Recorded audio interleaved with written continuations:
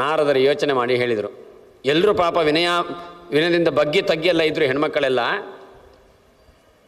ನಾರದರು ಕೇಳ್ತಾರೆ, ರೂಪ, ಔದಾರ್ಯ, ಗುಣ ಇವುಗಳಲ್ಲಿ ನೀವು ಇಷ್ಟು ಮಂದಿಯಲ್ಲಿ ಇದ್ದೀರಲ್ಲ, ಎಲ್ಲರಲ್ಲೂ ರೂಪ ಉಂಟು, ಎಲ್ಲರಲ್ಲಿ ಔದಾರ್ಯ ಉಂಟು, ಲಾವಣ್ಯ ಉಂಟು, ಎಲ್ಲ ಗುಣಗಳು ನಿಮ್ಮಲ್ಲೆಲ್ಲ ಉಂಟು. ಇದರಲ್ಲಿ ತುಂಬ ಮೇಲ್ಮಟ್ಟದವಳು ಯಾರು ಅಂತ ಕೇಳ್ತಾರೆ. ಸಹ ಕಲಾವಿದರು ಒಂದೇ ರೀತಿಯ ಸ್ಥಾನಮಾನವುಳ್ಳವರೆಲ್ಲರೂ ಸೇರಿದವಾಗ ಅವರಲ್ಲಿ ಇದರಲ್ಲಿ ಒಳ್ಳೆಯ ನಿಮ್ಮಲ್ಲಿ ಶ್ರೇಷ್ಠರಾದವರು ಯಾರು ಅಂತ ಕೇಳಿದರೆ ಯಾರು ಅವರವರು ಮುಖ ನೋಡ್ಕೊಳ್ತಾರೆ ಹೊರತು, ಯಾಕೆಂದರೆ ತಾನಲ್ಲ ಅಂತ ಹೇಳಲಿಕ್ಕೆ ಯಾರೂ ಸಿದ್ಧರಿಲ್ಲ. ಇನ್ನೊಬ್ಬ ಅವಳು ಭಾರಿ ಒಳ್ಳೆಯ ನಾಟ್ಯಗಾರ್ತಿ ಅಂತ ಹೇಳಲಿಕ್ಕೆ ಯಾರೂ ಸಿದ್ಧರಿಲ್ಲ. ಒಳ್ಳೆಯ ಕಲಾವಿದೆ ಅಂತ ಹೇಳಲಿಕ್ಕೆ ಇನ್ನೊಬ್ಬರು ಸಿದ್ಧರಿಲ್ಲ, ಇನ್ನೊಬ್ಬರನ್ನು ಹೇಳಲಿಕ್ಕೆ ಸಿದ್ಧರಿಲ್ಲ. ಯಾಕೆ ನಾರದರು ಹೇಳ್ತಾರೆ, ಯುಷ್ಮಾಕಂ ಹ್ಯ ಸರ್ವಾಸಾಂ ರೂಪೌದಾರ್ಯ ಗುಣಾಧಿಕಂ ಆತ್ಮಾನಂ ಮನ್ಯತೆ ಯಾತು ಸಾ ನೃತ್ಯತು ಮಮಾಕೃತಃ. ನಿಮ್ಮಲ್ಲಿ ಯಾರು ಅತ್ಯಂತ ಸುಂದರಿ, ಅತ್ಯಂತ ಲಾವಣ್ಯವತಿ, ಅತ್ಯಂತ ನೃತ್ಯದಲ್ಲಿ ಪ್ರವೀಣೆ ಅಂತ ಯಾರಿದ್ದೀರಿ ಅವರು ನನ್ನ ಮುಂಭಾಗದಲ್ಲಿ ನಾಟ್ಯ ಮಾಡಿ ಅಂತ ನಾರದರು ಅಂದರು. ಅಷ್ಟು ಹೇಳಿ ಸುಮ್ಮನೆ ಇರಬೇಕೋ ಬೇಡೋ ನಾರದರು. ಜೊತೆಯಲ್ಲಿಂದ ಹೇಳಿದರು, ಯಾಕೆಂದರೆ ಈ ನಾಟ್ಯದ ಸಿದ್ಧಿ ಉಂಟಲ್ಲ ಅದು ಎಲ್ರಿಗೂ ಆಗುವುದಿಲ್ಲ. ಭರತನಾಟ್ಯ ಶಾಸ್ತ್ರ ಹೇಳಿಕೊಡೋರಿದ್ದಾರೆ ಅಂತ ಅಂದ್ಕೊಂಡು ಅಭ್ಯಾಸ ಮಾಡಿದ ತಕ್ಷಣ, ಯಾಕೆಂದರೆ ಅದಕ್ಕೆ ಅಂಗಸೌಷ್ಠವ ಬೇಕು, ಮುಖದಲ್ಲಿ ಮಂದಹಾಸ ಬೇಕು. ಈಗ ನನ್ನಂಥವನ ಕೈಯಲ್ಲಿ ಭರತನಾಟ್ಯ ಮಾಡಿದರೆ ನೋಡುವವರ ಸ್ಥಿತಿ ಹೇಗಿರ್ಬೋದು? ಯಾಕೆಂದರೆ ಅದರಿಂದಾಗಿ ಭರತನಾಟ್ಯ ಇತ್ಯಾದಿಗಳಿಗೆ ಅದಕ್ಕೆ ಇದು ಗುಣರೂಪ ವಿಹೀನಾಯ, ರೂಪ, ಗುಣ, ಅಂಗಗಳ ಚಲನವಲನಗಳು, ದೃಷ್ಟಿ ಇವುಗಳೆಲ್ಲ ಯಾರಿಗೆ ಇದಿಲ್ಲ ಅಂಥವರಿಗೆ ನಾಟ್ಯದಲ್ಲಿ ಸಿದ್ಧಿ ಆಗುವುದಿಲ್ಲ. ನೃತ್ಯಂ ಅಜ್ಞಾನ್ ವಿಡಂಬರಂ, ಅದು ಇಲ್ಲದೆ ಒಟ್ಟು 4 ಮಂದಿಯ ಗುಂಪಿನಲ್ಲಿ ನಾನು ಮಾಡಿದ್ದೇನೆ ಮೊನ್ನೆ ಅರಮನೆಯ ಇದರಲ್ಲಿ ವೇದಿಕೆಯಲ್ಲಿ ಅಂತ ಅನ್ನೋದಕ್ಕೆ ಒಂದು ಆಗ್ತದೆ ಹೊರತು ನೋಡುವವರಿಗೆ ಅದನ್ನು ಆಸ್ವಾದ ಸಿಕ್ಕುವುದಿಲ್ಲ. ಒಳ್ಳೆಯ ಭರತನಾಟ್ಯ ಆಗಬೇಕಾದ್ರೆ ಮುಖದಲ್ಲಿ, ದೇಹಗಳಲ್ಲಿ, ಹಾವಭಾವದಲ್ಲಿ, ಅಭಿನಯ, ನಾಟ್ಯಶಾಸ್ತ್ರದಲ್ಲಿ ಯಾವುದನ್ನು ಹೇಳ್ತಾರೆ 4 ಆ 4 ಅಂಗಗಳು ಪೂರ್ಣವಾಗಿ ಇರಬೇಕು. ಆದ್ದರಿಂದಾಗಿ ಇದರಲ್ಲಿ ಎಲ್ಲರದಲ್ಲೂ ಯಾರು ಅತ್ಯಂತ ಪರಿಣತಿ ಉಳ್ಳವಳು ಅಂತ ನೀವು ತಿಳ್ಕೊಂಡಿದ್ದೀರೋ ಅವರು ಮಾಡಿ ಅಂತ ಹೇಳಿದ ತಕ್ಷಣ ಮಾರ್ಕಂಡ ಹೇಳ್ತಾರೆ, ಅಷ್ಟು ಹೇಳಿದ್ದು ಯಾರು ನಾನು ಕಮ್ಮಿ ಅಂತ ಒಪ್ಪಿಕೊಳ್ಳಿಕ್ಕೆ ಸಿದ್ಧರಿಲ್ಲ. ಆದ್ದರಿಂದಾಗಿ ಪ್ರತಿಯೊಬ್ಬರು ಕೂಡ ಅಹಂ ಗುಣಾಧಿಕ ನತ್ವಂ ಚಾನ್ಯತ್ ಅವ್ರು ಹೇಳ್ತಾರೆ, ನೀನಲ್ಲ, ನಾನು ಮಾಡ್ತೇನೆ, ಹಾಗಿದ್ರೆ ನಾನು ಉತ್ತಮಳು ಅಂತ ಪ್ರತಿಯೊಬ್ಬರು ನಾನು ಅದರಲ್ಲಿ ಒಳ್ಳೆಯ ಪರಿಣತಿ ಪಡ್ಕೊಂಡವಳು, ನನ್ನಲ್ಲಿ ರೂಪ ಉಂಟು, ಔದಾರ್ಯ ಉಂಟು, ಅದಕ್ಕೆ ಬೇಕಾದ್ದೆಲ್ಲ ಅಂಗಸೌಷ್ಠವಾದಿಗಳೆಲ್ಲ ಉಂಟು ಅಂತ ಪ್ರತಿಯೊಬ್ಬರು ಹೇಳಲಿಕ್ಕೆ ಶುರು ಮಾಡಿದ್ರಂತೆ. ತಲೆ ಬಿಸಿ ಆಯಿತು. ಏನು ಮಾಡಬೇಕು? ಆವಾಗ ಇಂದ್ರದೇವರು ಹೇಳ್ತಾರೆ, ಬೇಡ ಗುರುಗಳೇ, ನೀವೇ ಯಾರನ್ನಾದ್ರೂ ಇಂಥವ್ರು ಮಾಡಿ ಅಂತ ಹೇಳಿ. ಸುಮ್ಮನೆ ಅಲ್ಲಿಗ ಜಗಳ ಮಾಡ್ಕೊಂಡು ಅವರೆಲ್ಲ ನೀನಲ್ಲ ನಾನು ಅಂತಂದು ಅವರು ಜಗಳ ಮಾಡೋದಕ್ಕಿಂತ ನೀವೇ ಬಾಯಿ ಬಿಟ್ಟರೆ ಇಂಥವ್ರು ಮಾಡಿ ಅಂತ ಹೇಳಿಬಿಟ್ಟು ಒಂದು ಕೆಲಸ ಮುಗಿದೋಗ್ತದೆ. ಆದ್ದರಿಂದಾಗಿ ನೀವೇ ಇದರಲ್ಲಿ ನಿಮಗೆ ನೀವು ಕಾಣುವಂತೆ ಅತ್ಯಂತ ರೂಪಸ್ ಯಾರಿದ್ದಾಳೆ ಅಥವಾ ನಾಟ್ಯಶಾಸ್ತ್ರಕ್ಕೆ ಯಾರು ಆಗ್ಬೋದು ನಿಮಗೆ ಅನಿಸ್ತದೆ ಅವರನ್ನು ನೀವು ಹೇಳಿ. ನಾರದರು ಹೇಳ್ತಾರೆ,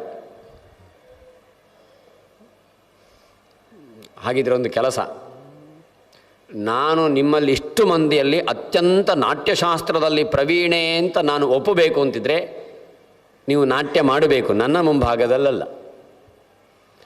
ಎಲ್ಲಿ ಅಂತಂದರೆ ನಗೇಂದ್ರ ಪರ್ವತದಲ್ಲಿ ತಪಸ್ಸು ಮಾಡ್ತಾ ಇದ್ದಾರೆ ದುರ್ವಾಸರ ಮುಂಭಾಗದಲ್ಲಿ ನೃತ್ಯ ಮಾಡಿ, ನಾಟ್ಯ ಮಾಡಿ, ಯಾರು ಅವರ ಮುಂಭಾಗದಲ್ಲಿ ನಾಟ್ಯ ಮಾಡಿ ಅವರ ಮನಸ್ಸು ವಿಕ್ಷೋಭವಾಗುವಂತೆ ಮಾಡ್ತೀರಿ ಅವಳು ಅತ್ಯಂತ ಗುಣಾಧಿಕಳು ಅಂತ ನಾನು ತಿಳ್ಕೊಳ್ತೇನೆ. ನಾರದರೊಂದು ಬಾಂಬು ಸಿಡಿದದ್ದು. ಎಲ್ಲರೂ ಕೂಡ ಸುಮ್ಮನೆ ಬೆವರು ಬರಲಿಕ್ಕೆ ಶುರುವಾಯಿತು ದೇಹದಲ್ಲಿ. ಯಾಕೆಂದರೆ ಏನೋ ರಾಜಾಂಗಣದ ವೇದಿಕೆಯಲ್ಲಿ ನಾಟ್ಯಕ್ಕೆ ಅವಕಾಶ ಸಿಗ್ತದೆ ಅಂತ ಯೋಚನೆ ಮಾಡಿದರೆ ಇದು ಹೋಗಿ ದುರ್ವಾಸನ ಮುಂಭಾಗದಲ್ಲಿ ಅವರ ತಪಸ್ಸು ಕೆಡುವಂತೆ, ಅವರ ಮನಸ್ಸು ಇದು ವಿಕ್ಷುಬ್ಧವಾಗುವಂತೆ ಮಾಡಬೇಕು ಅಂತ ಹೇಳ್ತಾರಲ್ವ ಅಂತ ಅಂದುಕೊಂಡು ಇದು ನಮ್ಮಿಂದ ಆಗಲಿಕ್ಕಿಲ್ಲ ಅಂತ ಅಶಕ್ಯಮೇತದಸ್ಮಾಕಂ ಇತಿತಾಶ್ಚಕ್ರಿರೇ ಕಥಾ. ಅವರವರೇ ನನ್ನಿಂದ ಆಗಲಿಕ್ಕಿಲ್ಲ ಅಂತ ಅವರವರೇ ಮಾತಾಡಿಕೊಂಡು ಪ್ರತಿಯೊಬ್ಬರು ಹಿಂದೆ ಬಂದರು. ಅದರಲ್ಲಿ ಒಬ್ಬಳು ತತ್ರಾಪ್ಸರ, ವಪುಹು ಅಂತ ಅವಳ ಹೆಸರು, ಅಪ್ಸರೆಯದ್ದು. ಆ ವಪುಹು ಎಂಬಂತಹ ಅಪ್ಸರೆ ನಾರದರ ಬಳಿಗೆ ಬಂದು ಎಲ್ಲಿ ಇಂಥ ದಾರಿ ತೋರಿಸಿ ನಾನು ನಾಟ್ಯ ಮಾಡ್ತೇನೆ ಅಂತಂದರು. ಪ್ರತ್ಯುವಾಚ ಅನುಯಾಸ್ಯಾಮಿ ಯತ್ರಾಸೋ ಸಂಸ್ಥಿತೋ ಮುನಿ, ಎಲ್ಲಿ ದುರ್ವಾಸರಿದ್ದಾರೆ ತೋರಿಸಿ ನಾನು ಮಾಡ್ತೇನೆ. ಯಾಕೆಂದರೆ ತಮ್ಮ ದೇಹವನ್ನು ದುರ್ವಾಸರು ತಮ್ಮ ಹಿಡಿತದಲ್ಲೇ ಇಟ್ಟುಕೊಂಡಿರಬಹುದು. ಇಂದ್ರಿಯಗಳೆಂಬ ಕುದುರೆಗಳನ್ನು ತಮ್ಮ ಹಿಡಿತದಲ್ಲಿ ಇಟ್ಟುಕೊಂಡಿರಬಹುದು. ಅವರನ್ನು ನಾನು ಅವರ ಸಾರಥಿ ದುರ್ಬಲವಾಗುವಂತೆ ನಾನು ಮಾಡ್ತೇನೆ. ಆದ್ದರಿಂದ ನೀವು ಯಾರನ್ನು ದುರ್ವಾಸರು ಅಂತಲ್ಲ, ಬ್ರಹ್ಮದೇವರ ಮುಂಭಾಗದಲ್ಲಿ ಮಾಡಬೇಕೋ ಹೇಳಿ ನಾನು ಮಾಡ್ತೇನೆ, ಜನಾರ್ದನ ಮುಂಭಾಗದಲ್ಲಿ ಮಾಡಬೇಕೋ ನಾನು ಮಾಡ್ತೇನೆ, ಯಾರ ಮುಂಭಾಗದಲ್ಲಿ ರುದ್ರದೇವರ ಮುಂಭಾಗದಲ್ಲಿ ಮಾಡಬೇಕೋ ನಾನು ಮಾಡ್ತೇನೆ ಅಂತ ಹೇಳಿ ಸರಿ ಅಂತಂದುಕೊಂಡು ಆ ಪರ್ವತಕ್ಕೆ ವಪುಹು ಎಂಬವಳು ಬಂದಿದ್ದಾಳೆ. ಆ ದುರ್ವಾಸರು ತಪಸ್ಸು ಮಾಡುವ ಪ್ರದೇಶ ಆದ್ದರಿಂದಾಗಿ ಒಳ್ಳೆಯ ಆಶ್ರಮ. 1 ಕ್ರೋಶ ದೂರದಷ್ಟು ದೂರದಲ್ಲಿ ಅವಳು ಉಳಿದ ಅಪ್ಸರೆಲ್ಲ ಹಾಡ್ತಾ ಇದ್ದಾರೆ. ಇವಳು ನಾಟ್ಯ ಶುರು ಮಾಡಿದಳು. ಅವಳನ್ನು ನೋಡಿದ ತಕ್ಷಣದಲ್ಲೇ ಮುನಿ ಸಂಸ್ತಭ್ಯ ಮಾನಸಂ ಶೋಭಣಾಯಾಗತಾಂ ಜ್ಞಾತ್ವ, ಮನಸ್ಸು ವಿಚಲಿತವಾಗುವಂತೆ ಆದದ್ದು ಹೌದು. ಯಾಕೆ ಹೀಗಾಯಿತು ಅಂತ ನೋಡ್ತಾರೆ. ಗೊತ್ತಾಯಿತು ಅವರಿಗೆ, ನನ್ನ ತಪಸ್ಸು ಕೆಡಿಸಬೇಕು ಅಂತಲೇ ಬಂದವಳೀಕೆ ಅಂತ ಸಿಟ್ಟು ಬಂತು. ಯಸ್ಮಾತ್ ದುಃಖಾರ್ಜಿತಸ್ಯೇಹ ತಪಸ್ಸೋ ವಿಘ್ನ ಕಾರಣಾತ್. ತಪಸ್ಸು ಮಾಡೋಕ್ಕೆ ಎಷ್ಟು ಕಷ್ಟ ಉಂಟು ನಿನಗೇನು ಗೊತ್ತು. ಈ ದೇಹವನ್ನು ದಂಡಿಸುವುದು ಅಷ್ಟು ಸುಲಭದ ಕೆಲಸ ಅಲ್ಲ. ಇಂದ್ರಿಯಗಳನ್ನು ದಮನಿಸುವುದಷ್ಟು ಸುಲಭದ ಕೆಲಸ ಅಲ್ಲ. ಮನಸ್ಸನ್ನು ಖಂಡಿಸುವುದು ಅಷ್ಟು ಸುಲಭದ ಕೆಲಸ ಅಲ್ಲ. ಅಂಥದ್ರಲ್ಲಿ ಪ್ರಯತ್ನ ಪಟ್ಟು ತಪಸ್ಸು ಮಾಡಬೇಕು ಅಂತ ಬಂದು ಕೂತ್ರೆ, ಬೇರೆ ಏನೋ ಕಾರಣ ಇದ್ದು ನೀನು ನಾಟ್ಯ ಮಾಡಿದರೆ, ನೀನು ಗಾನ ಮಾಡಿದರೆ ಅನ್ನೋ ಆಕ್ಷೇಪ ಇರ್ತಿರಲಿಲ್ಲ. ನಿನ್ನ ಉದ್ದೇಶವೇ ನನ್ನ ತಪಸ್ಸನ್ನು ಕೆಡಿಸಬೇಕು ಅಂತ, ವಿಘ್ನ ಉಂಟು ಮಾಡಬೇಕು ಅಂತ. ಯಸ್ಮಾತ್ ದುಃಖಾರ್ಚಿತಸ್ಯೇಹ ತಪಸೋ ವಿಘ್ನ ಕಾರಣಾತ್ ಆಗತಾಸಿ ಮದೋನ್ಮತ್ತೆ ಮಮ ದುಃಖಾಯ ಖೇಚರಿ. ಆದ್ದರಿಂದಾಗಿ ನೀನು ಮುಂದಕ್ಕೆ ಗರುಡನ ಗೋತ್ರದಲ್ಲಿ ಹುಟ್ಟಬೇಕು ನೀನು ಅಂತ ಶಪಿಸಿದರು.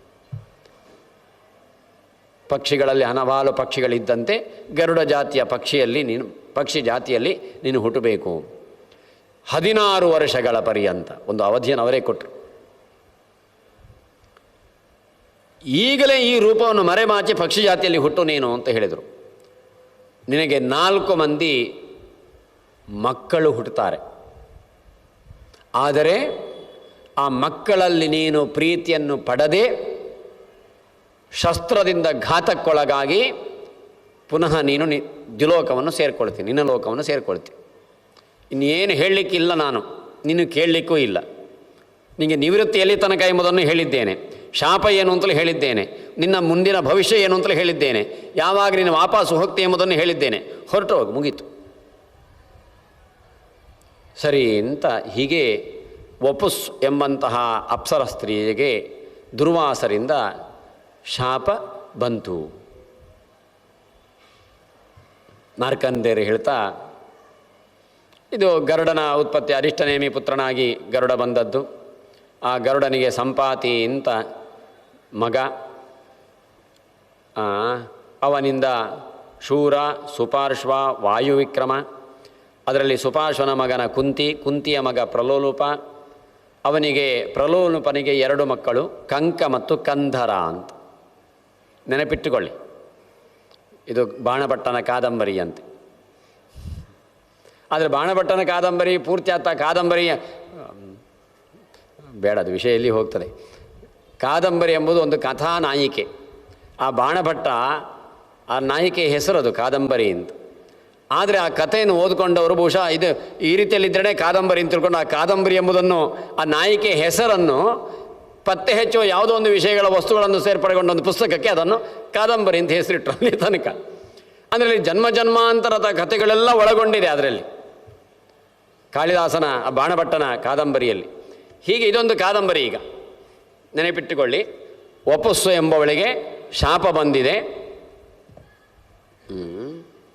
ನೀನು ಗರುಡನ ಕುಲದಲ್ಲಿ ಪಕ್ಷಿ ಜಾತಿಯಲ್ಲಿ ಹುಟ್ಟಬೇಕು ಅಂತ.